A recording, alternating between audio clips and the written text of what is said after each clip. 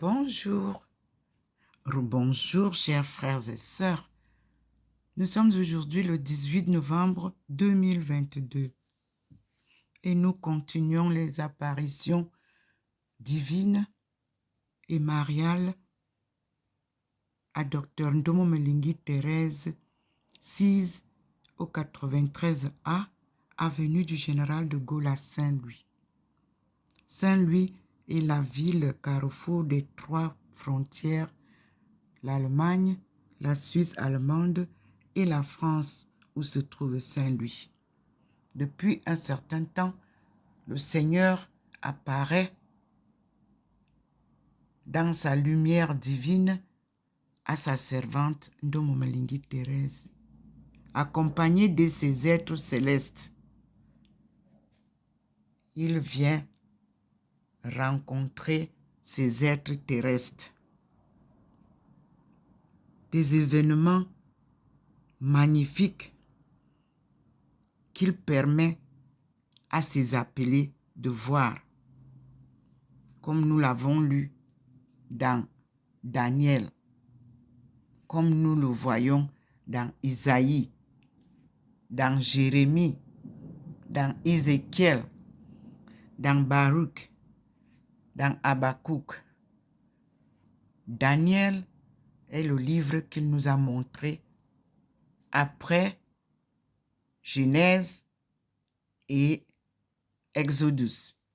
Et Daniel nous envoie à Deutéronome pour lire les 10 commandements que Dieu a donnés dans l'ancienne alliance avec nos aïeux, pour que nous puissions connaître qui est Dieu, comment cheminer avec lui et quelle est sa volonté pour nous et quel est son plan divin pour nous. Je remercie le Seigneur de faire partie de ce petit groupe d'appelés et je le remercie pour les messages et les manifestations qu'il permet de faire jaillir sur le mur de ma maison, à l'intérieur de ma maison. De l'extérieur, il m'envoie sa lumière divine qui pénètre dans la maison, comme vous-même vous voyez, en signe de témoignage de notre union parfaite d'enfants de Dieu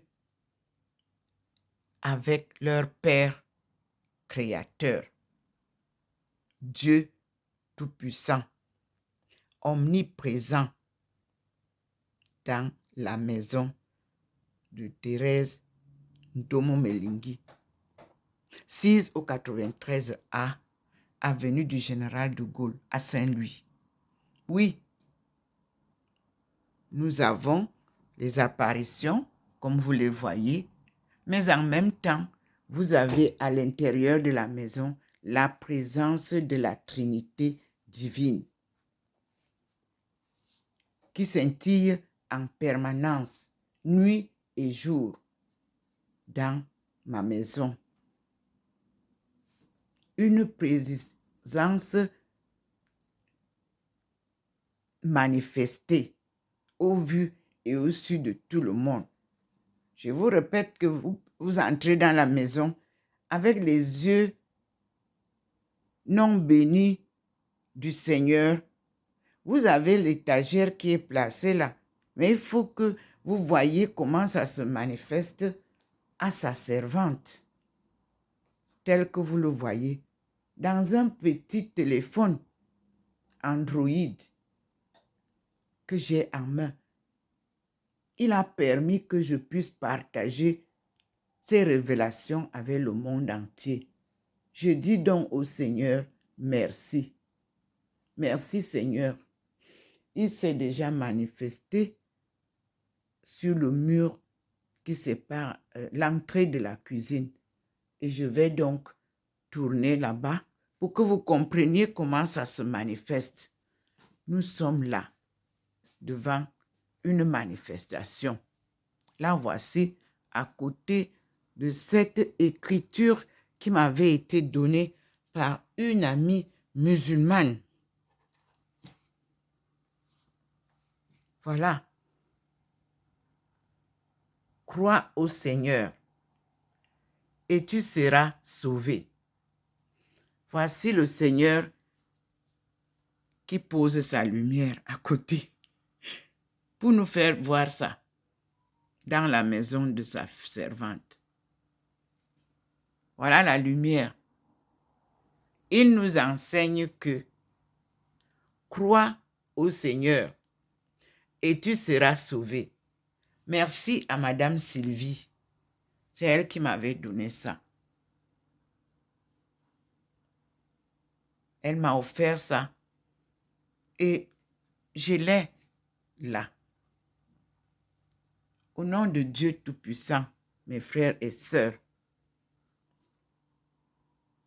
et je vous amène là où le Seigneur pose sa lumière encore. La voici ici. Elle vient d'être posée. Parce que là où il pose sa lumière, il va se manifester. À côté de la photo miraculeuse que le Seigneur Jésus-Christ m'avait donnée, miraculeusement. Dans le lot des photos que j'avais prises, apparaît l'aumônial. Lors d'une session de prière et de conférence où j'ai rencontré l'évêque Sentier. C'était plus de 4500 personnes, des familles venues de partout pour des conférences spirituelles. Nous revenons là-bas. Le Seigneur s'est déjà manifesté aussi. Voyez là où est Marie, c'est éclairé. C'est bien éclairé. Là où la maman descend souvent. Il pose lui-même les jalons par sa lumière.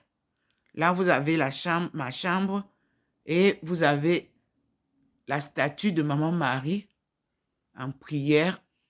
Et vous voyez comment le Seigneur a déjà posé sa lumière là où il va passer. Voyez vous-même, il passe par là. Tout le long de ce mur. Ici, c'est la statue de Maman Marie. De Jésus-Christ, excusez-moi. Il passe par là. Il a posé. Et vous voyez que on tourne pour aller dans la cuisine. Là où lui, il a posé d'abord. Voyez? Il a posé là. Et nous allons, on contourne la cuisine. Et nous sommes là. Et le petit point est venu pour nous montrer. C'est par là qu'il est entré. Voici le petit point qui montre la lumière divine. Elle n'est pas entrée par le salon. Elle est entrée par la cuisine. Pour vous dire que tout ce qui est ici est béni par lui. Voici la lumière du Seigneur. Vous voyez le petit point qui nous accompagne souvent. Voilà le petit point. Je monte parce que on a juste ouvert un peu la fenêtre de la cuisine. Je la remonte beaucoup plus pour que vous voyez comment le Seigneur se manifeste dans la maison. Mais tout vient de dehors, comme vous voyez. Voilà le jardin là-bas où il est déjà descendu avec ses êtres célestes. Et vous voyez comment il est entré ici tout à l'heure. Voilà le petit point qui vous montre. Et je suis dans la cuisine. Vous pouvez voir. Je suis dans la cuisine. Je ne suis pas au salon. Je suis dans la cuisine. Et voilà le Seigneur qui vient se manifester sur le tableau. Oui, je suis dans la cuisine. Lui, il est venu se manifester ici. C'est une lumière qui part de là, qui vient nous rappeler à tous, crois au Seigneur et tu seras sauvé. C'est ça. Et vous voyez, dedans, c'est Jésus. Qu'est-ce que ceci signifie? Cela signifie de croire à ce que Jésus est venu nous enseigner. Qu'est-ce que Jésus est venu nous enseigner? La parole de Dieu, bien écrite par lui-même, bien écrite par lui-même dans le livre que nous avons appelé Gospel. Dieu nous rappelle de sortir le Gospel de Jésus-Christ selon Jésus-Christ lui-même, qui lui a respecté toutes les paroles de Dieu, sans y ajouter ni point ni virgule. Il a fait la volonté de Dieu en nous apportant la bonne nouvelle. Où sont passés les livres de Jésus-Christ écrits par lui-même? Puisque c'est par ça qu'il enseignait le gospel. Mais où est passé le gospel de Jésus-Christ? Jésus-Christ nous rappelle que crois au Seigneur et tu seras sauvé. C'est Jésus qui nous dit ça. Et nous allons retrouver ça dans les Écritures ce matin, comme le Seigneur me l'a révélé. Je vais donc aller m'asseoir avec vous. Je vous ai montré. Il nous montre là où je vous ai dit, où je suis. Il a gravé ma photo à côté de Jésus. Là où vous voyez, c'est bien écrit là. Vérifiez les vidéos d'hier, d'avant-hier, ainsi de suite. Du mois de novembre en principe. Le mois de novembre nous accorde la clarté du gospel et vous présente sa servante qu'il a lui-même intronisée comme en tant que docteur de l'Église. Mes frères et sœurs, nous voici assises au de chaque jour.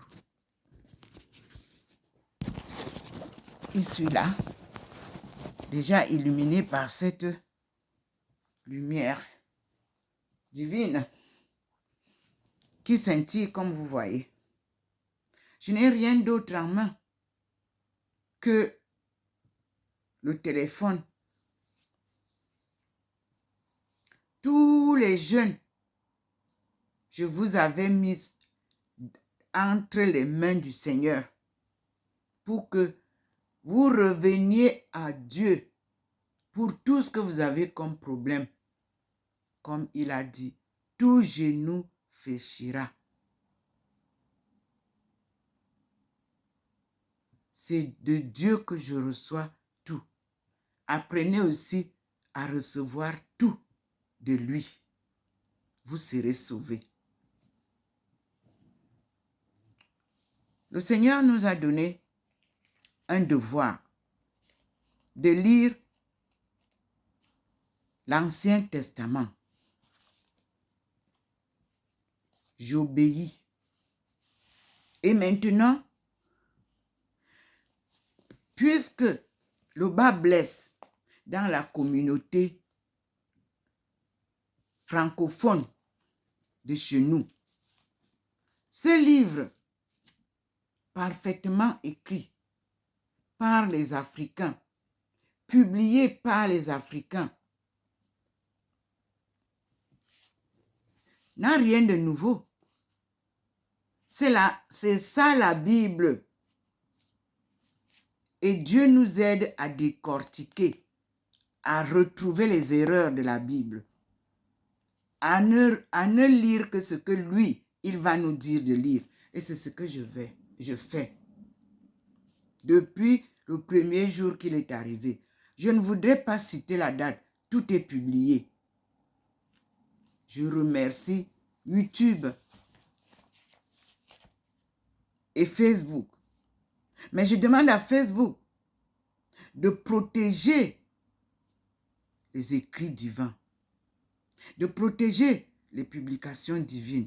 Parce que c'est à Facebook que le Seigneur s'est manifesté en premier. Et a montré à Facebook ma spiritualité, j'appelle ça comme ça. Les profils Facebook, ce n'est pas moi qui les ai envoyés à Facebook, ni même Facebook eux-mêmes. Ce n'est pas les techniciens de Facebook qui ont dessiné mon profil. Et Dieu vient nous le confirmer en écrivant donc sur mon mur. Qui d'autre va dire que c'est lui qui a écrit ici sur mon mur? Personne. Facebook, je vous en prie. Quand Dieu entre dans une affaire, j'appelle ça comme ça, soyez heureux. Protégez mon site. Protégez ma plateforme. Ndomo Melingi Thérèse. Protégez ça. Vous avez vu comment maintenant YouTube a mis une adresse qui colle mon nom, Docteur Ndomo Melingi Thérèse. En un mot, ce n'est pas moi qui ai mis ça, c'est lui. Ce sont eux là-bas. Moi, je ne change rien depuis que je me suis inscrite à Facebook ou à YouTube, à Yahoo ou à Hotmail ou à Gmail. Je n'ai rien changé parce que Dieu ne change pas. Dieu est vérité et sa parole est vérité. Ses promesses toujours réalisées. Je vous avais dit que il n'y aura pas de troisième guerre mondiale parce qu'il y a guerre en Ukraine. Et je vous avais rappelé que, mais ceux qui vous parlent de la guerre de l'Ukraine aujourd'hui, comme si c'est né hier, mais c'est une ancienne histoire. Allez regarder quand est-ce qu'a commencé la guerre de l'Ukraine. On ne peut pas se cacher derrière la guerre de l'Ukraine alors que Dieu vous a annoncé par ma voix, par la voix des autres, par la voix des économistes, par la voix des historiens, qu'il y aura une guerre commerciale. C'est de ça qu'il est question. Et qu'il y aura donc, à partir de cette guerre commerciale, une crise sévère. Donc, ce sont les hommes qui ont créé la guerre commerciale. Nous demandons donc à WTO de revenir en arrière depuis l'an 2000, lorsque la Chine est entrée dans l'OMC. WTO veut dire l'OMC, Organisation mondiale du commerce. Et de reposer les bases qui avaient été posées. Très bonne base pour qu'une coopération gagnant-gagnant s'instaure dans le système du monde entier. Cette coopération gagnant-gagnant doit être d'abord le respect de l'économie morale, le respect de l'homme. Parce que l'homme est devenu une marchandise. Incroyable. Vous pouvez imaginer ça. L'homme est l'image sacrée de Dieu. L'homme a été créé à l'image de Dieu, donc supérieur à toutes les marchandises que vous vendez.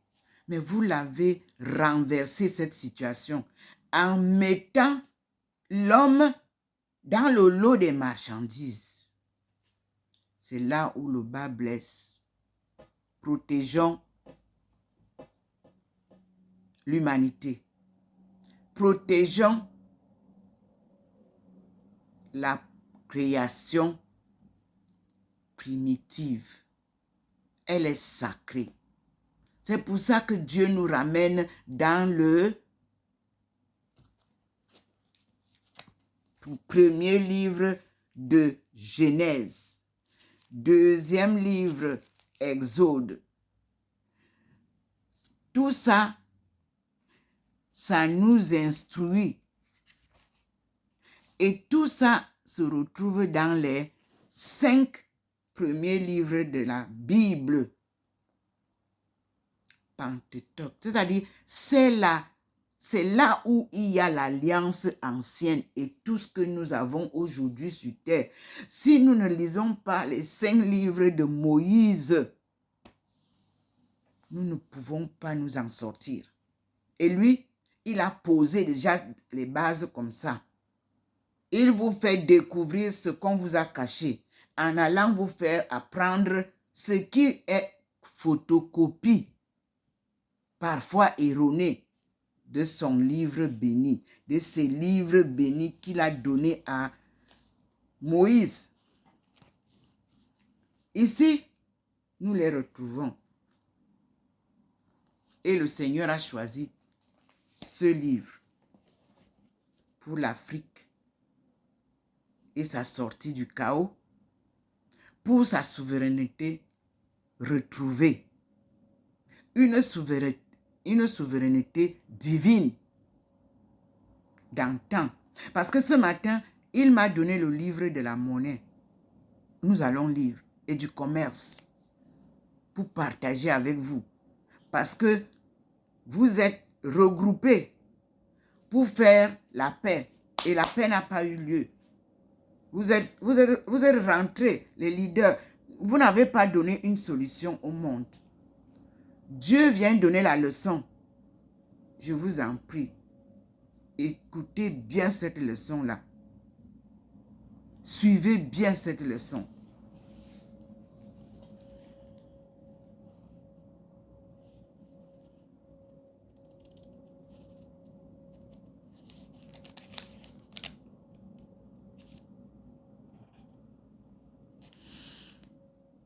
Je prends le livre en français, hein, parce que vous n'avez pas lu. Peuple francophone. C'est dommage pour nous.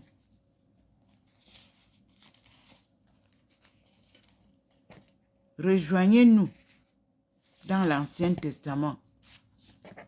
Et vous allez voir. Nous prenons donc le livre 5 de Daniel. C'est là où on commence. Parce que vous êtes pressés toujours qu'on vous donne rapidement les solutions. On ne peut pas avoir les solutions sans analyse d'un problème, sans énonciation du problème. Donc, nous allons dans Exode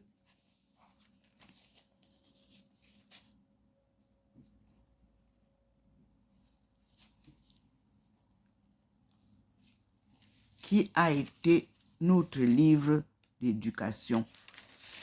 Le problème, c'est que vos livres...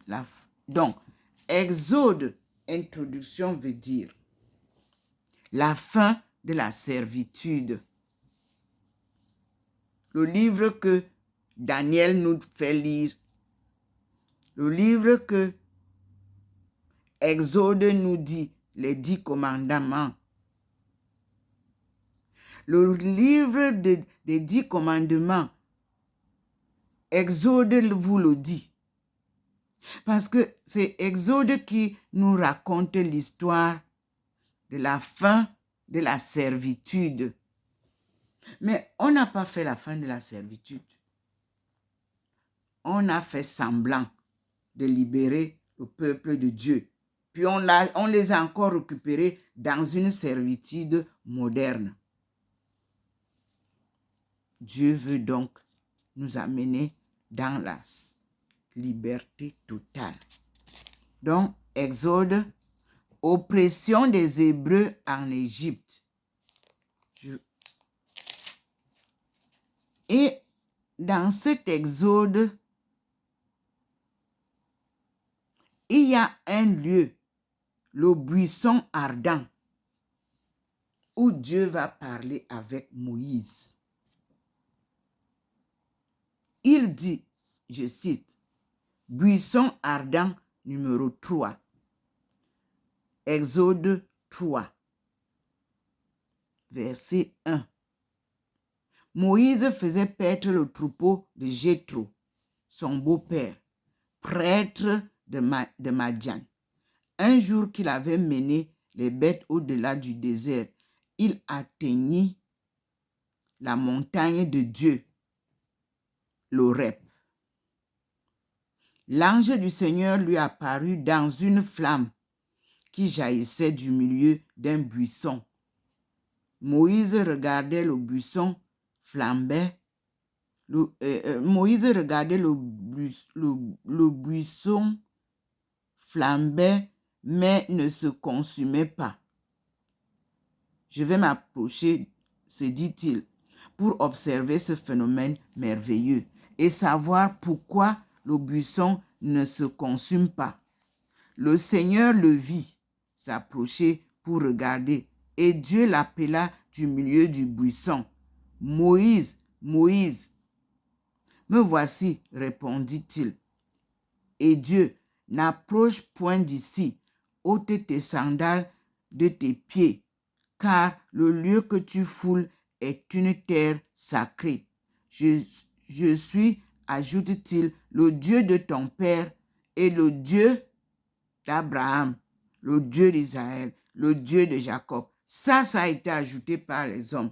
C'est-à-dire, je répète, d'où est-ce que c'est ajouté? Le Dieu de Jacob, il dit bien, je suis, ajoutait-il, le Dieu de ton père.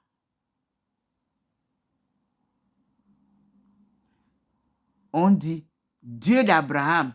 Non. Abraham. A-B-R-A-M.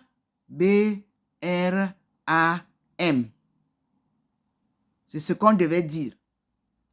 Au lieu de A-B-R-A-H-A-M.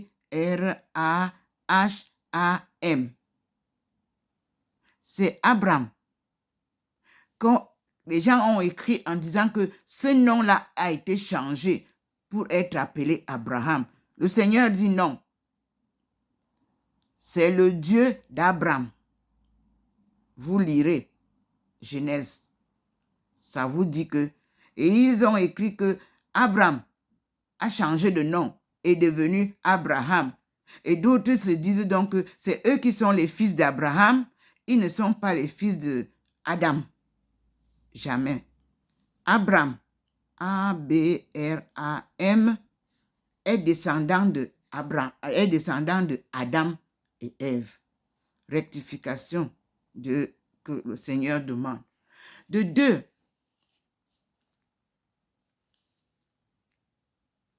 Dieu d'Abraham, Dieu d'Isaac et le Dieu de Jacob. Isaac ne commence pas. Isaac ne commence pas. C'est Jacob qui est le premier. Jacob devenu, vous avez Isaac. Il faut lire. Le nom Jacob vient d'où? Ça devait être avant Isaac. Donc, Isaac naît de là. Donc, je crois que vous avez déjà en cette page d'Exode 3, verset 6. À rectifier.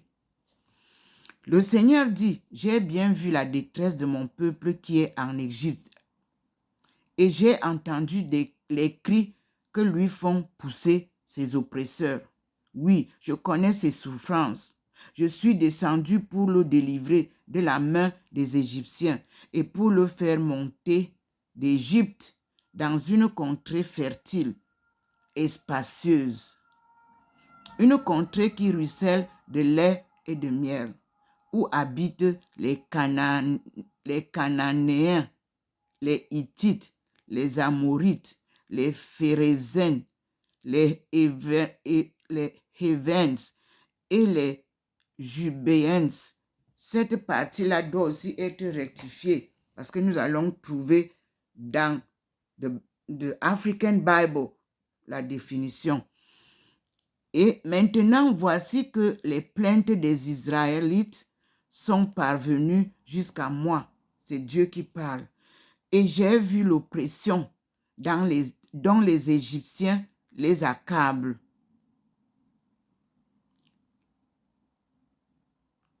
Verset 10, donc du chapitre 3 d'Exode nous dit, « Va, je t'envoie auprès du Pharaon pour faire sortir l'Égypte des Israélites, mon peuple. » C'est Dieu qui envoie ses messagers pour vous apporter la nouvelle. Que vous soyez roi, que vous soyez enseignant, que vous soyez rien, que vous soyez simple personne, c'est Dieu qui vous envoie quelqu'un pour vous parler. Et sa parole ne rentre jamais sans effet. « Je serai avec toi, répond-il. Et voici un signe que c'est moi qui t'envoie quand tu auras fait sortir le peuple d'Égypte.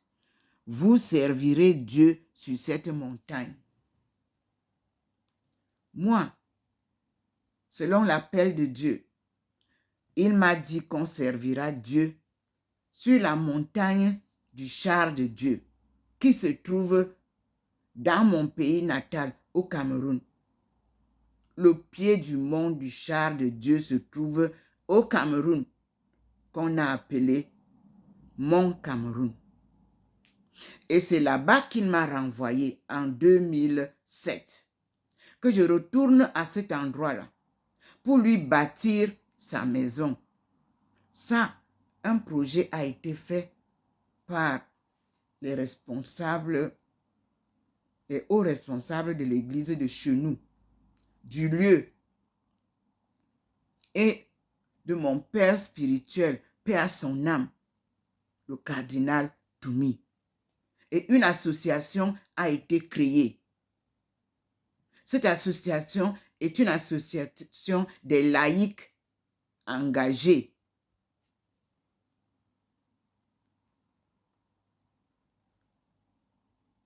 L'association de Thérèse de la Sainte Face a été créée dans le diocèse de Buea.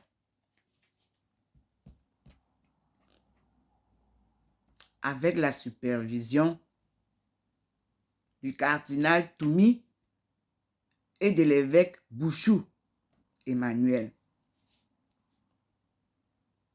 Cette institution qui marche selon le plan de Dieu et qui attend son planning se réaliser devra être installée au pied de ce mont du char de Dieu, où se trouve aussi la porte de non-retour, d'où sortaient nos aïeux, nos ancêtres déportés à l'inconnu, où ils devaient aller créer des mondes nouveaux.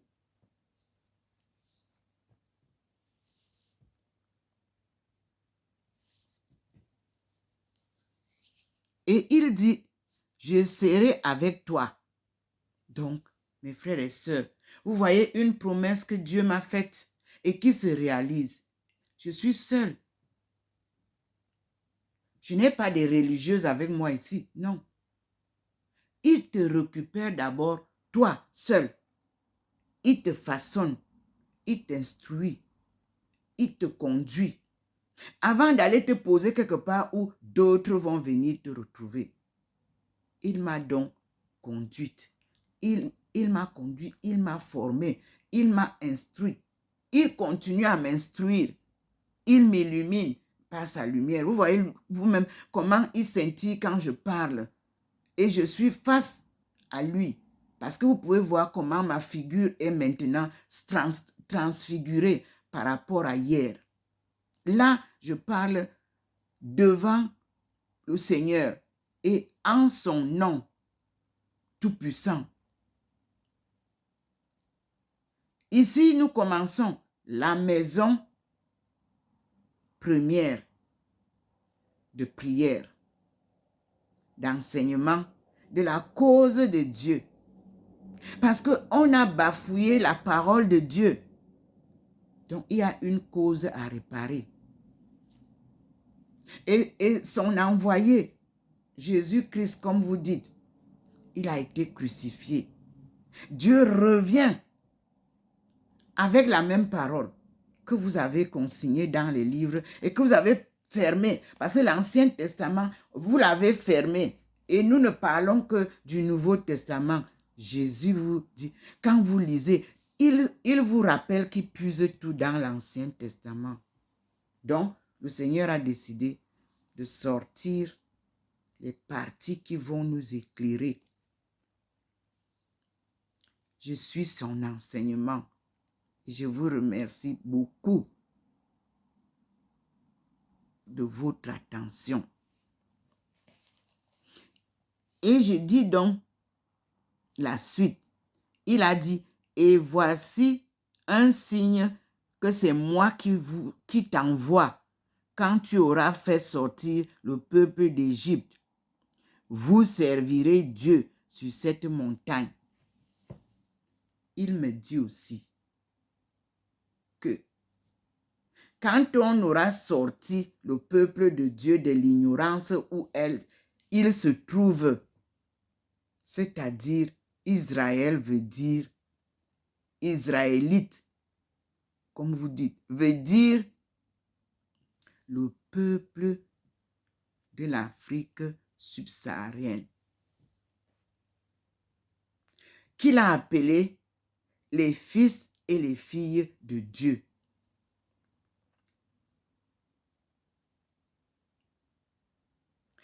Et qu'il a appelé les seigneurs de la forêt équatoriale. Là où tout le monde entier court pour aller puiser. Et là-bas, il a appelé ça le jardin d'Éden. Pourquoi il a appelé ça le jardin d'Éden? Parce que c'est une puisée de futilité. Regardez depuis quand vous puisez toutes les richesses de ce petit coin du monde-là. L'Afrique subsaharienne. Parce que les autres Afriques, c'est vous qui les avez créées. Lui, son jardin d'Éden, c'est l'Afrique subsaharienne. Il confirme, il vous le rappelle. Et depuis un certain temps, il a fermé les portes de l'Afrique pour faire le ménage lui-même dans l'Afrique. Et vous voyez vous-même les effets. Et dans mon livre de thèse, que je vous ai toujours rappelé et qui se trouve publié dans Amazon, vous trouvez mon livre. KNAP, C-N-A-M, FNAC. Vous trouvez mon livre. Author House, qui m'a fait publier le livre. Vous trouvez mon livre et d'autres. Mais chacun va prendre un petit bout. Il traduit en français. Il mijote ça comme la salade niçoise. Et il vient vous dire qu'il a écrit un livre. Mais Dieu vous dit que... Mais depuis que vous faites ça, puisque c'est publié depuis 2011, pourquoi il n'y a pas de solution? Pourquoi il n'y a pas de résolution des problèmes dont souffre l'Afrique? Et le plus grave problème, le retour de sa souveraineté culturelle, monétaire, historique, linguistique Je m'arrête là. Dieu vous dit, c'est moi qui ai créé le monde. Et je me suis fait une place dans ce monde qui s'appelle l'Afrique subsaharienne ou encore le jardin d'Éden. Que veut dire Éden? En ma langue, Idenaburi veut dire puiser inutile, veut dire futilité. Si vous aussi, dans votre langue, c'est ce que ça signifie, c'est bon, rejoignez-nous. Mais sinon, si ce n'est qu'en cette langue-là que l'on trouve ce que je viens de vous donner comme explication, je suis sur la bonne voie du Seigneur. Parce que dans dans Exode 6,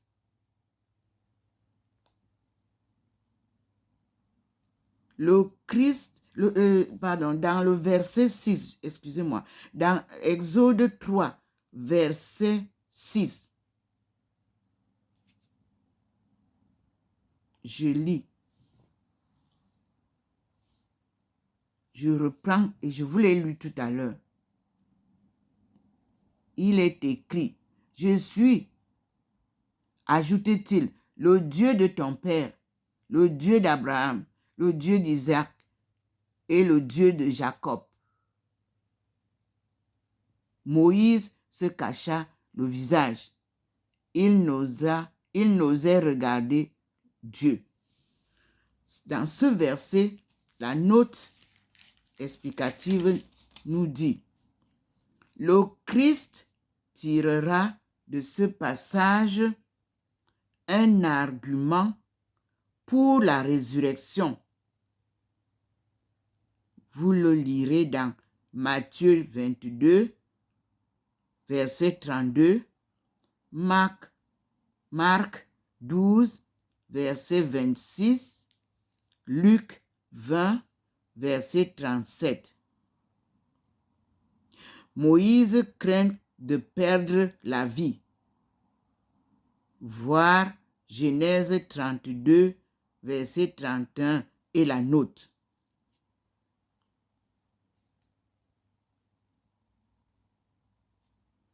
Luc 20, verset 37. Moïse craint de perdre la vie.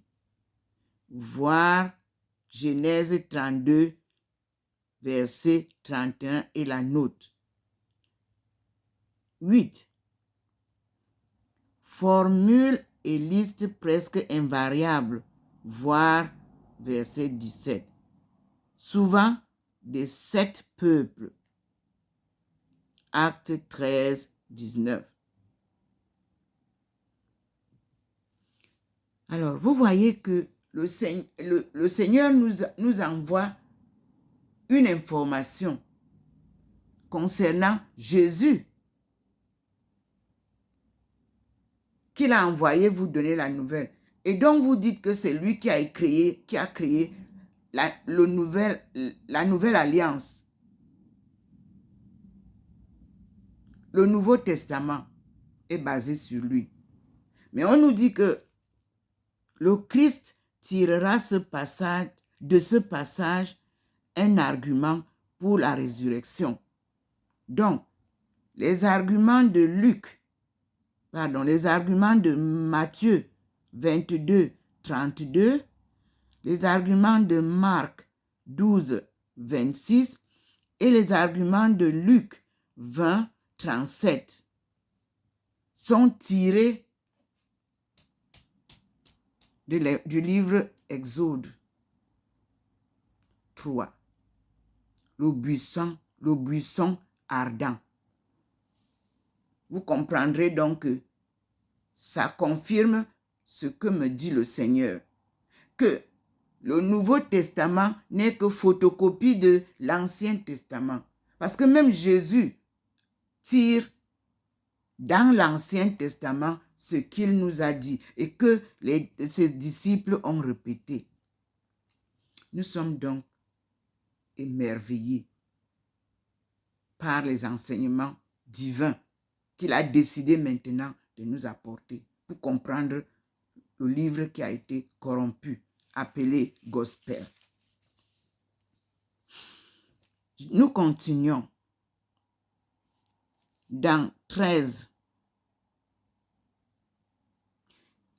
Il dit, je serai avec vous dans 12. Je serai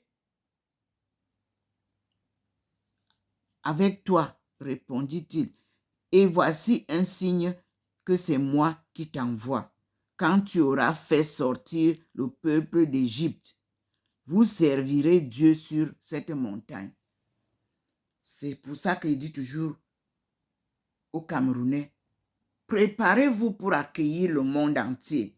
Parce que le monde entier viendra servir Dieu au pied de cette montagne de Dieu, qui était très, très prisée avant la colonisation, puisque nous avons des explorateurs qui sont venus au Cameroun et qui ont loué ce mont, appelé le mont des chars de Dieu, du char de Dieu. Olinga, comme ils l'ont appelé. Mais il s'appelait Enoch, notre premier écrivain. Il a été enlevé du pied de ce mont aux cieux. Les Bahaïs nous le rappellent. Et là, j'avais reçu le témoignage d'une présence de Enoch. Ils ont ajouté Enoch Olinga. C'est toujours le nom de chez nous, c'est pas grave. J'ai reçu le témoignage de la publication concernant ou des publications concernant Enoch Olinga, qui a séjourné en ce lieu appelé Victoria, d'antan, qu'on a appelé Bimbia, au pied du mont du char de Dieu, où le Seigneur m'a envoyé construire ou alors reconstruire sa maison. Merci Seigneur. Puisqu'il est avec moi, moi je n'ai pas de problème. C'est lui qui fera tout comme il est en train de faire là. Moi je ne suis qu'un outil qu'il utilise pour vous apporter la nouvelle. Et je lui dis merci. Maintenant, écoutons verset 13. Moïse dit à Dieu, quand j'irai trouver les Israélites et leur dirai, le Dieu de vos pères m'a envoyé vers vous. S'ils me demandent quel est son nom, que leur répondrai-je? Verset 14 nous dit, Dieu répondit à Moïse, je suis qui je suis. Et il ajouta, voici ce que tu répondras aux Israélites. Celui qui se nomme je suis m'envoie vers vous. Dieu dit encore à Moïse, ainsi parleras-tu aux Israélites. Yahvé, le Dieu de vos pères, le Dieu d'Abraham, le Dieu d'Isaac, le Dieu de Jacob, m'envoie vers vous. C'est là mon nom pour l'éternité. C'est ainsi qu'on m'appellera désormais. Yahvé, c'est un nom de chez moi. C'est lui qui donne, qui pourvoit à tout. C'est le nom de Dieu. C'est comme ça qu'on l'appelle en ma langue maternelle, Itoun. Yahvé. Puis, il dit, je suis. Il dit que je suis qui je suis. Je suis en ma langue, mene. Qui suis? Anne, Ignoine. Je suis celui qui suis. Donc, je m'appelle je suis. Et je suis est une étendue large de l'expression. Dieu vient vous montrer dans la maison de sa fille qu'il est celui qui est. Omniprésent. Dans la maison. C'est lui qui contrôle tout ce qu'il a créé. Créature humaine, nature, créature céleste, c'est lui. Et c'est lui qui pourvoit à tout. Voilà le nom du Seigneur.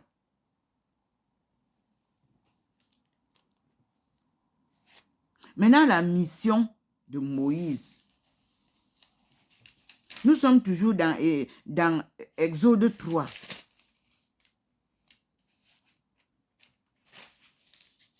Quelle est sa mission? Rassemble les anciens d'Israël et dis-leur, le Seigneur, le Dieu de vos pères, le Dieu d'Abraham et d'Isaïe, de Jacob. Cette partie-là a été ajoutée. Le Dieu d'Abraham, d'Isaïe et de Jacob m'est apparu. Non, Dieu leur a dit, le Dieu de vos pères m'est apparu. J'ai vu ce qu'on vous fait en Égypte.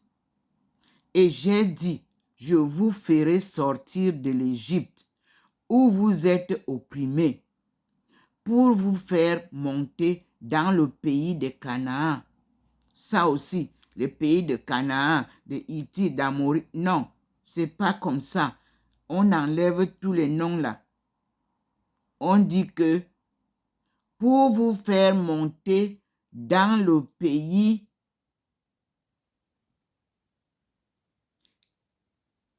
qui ruisselle de lait et de miel. C'est votre pays. C'est le berceau de l'humanité. Où ruisselle le lait et le miel. Parce que c'est le jardin d'Éden. Et c'est Dieu, Yahvé, qui vous a donné ça. Pour en jouir jusqu'à l'éternité. Mais vous êtes privés de ça. Et nous allons continuer la prière parce qu'il a décidé de venir vous libérer et vous redonner votre souveraineté dans le temps que vous ignorez. Ils écouteront ta voix, dit le Seigneur. Oui, je suis sûr. Malgré la réticence, les brimades, vous allez écouter ma voix. C'est Dieu qui vous envoie le message. Tu iras alors avec les anciens d'Israël trouver le roi d'Égypte. Oui. Je suis sûr que l'Afrique a encore des anciens. Et nous ferons ce voyage ensemble pour retrouver au lieu du roi d'Égypte les rois du monde.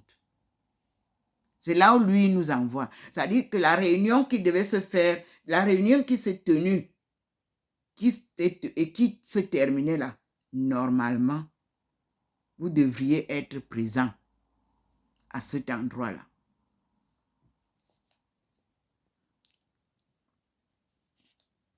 Mais j'étendrai, alors il dit, je sais que le roi d'Égypte ne vous laissera pas aller s'il n'y est contraint par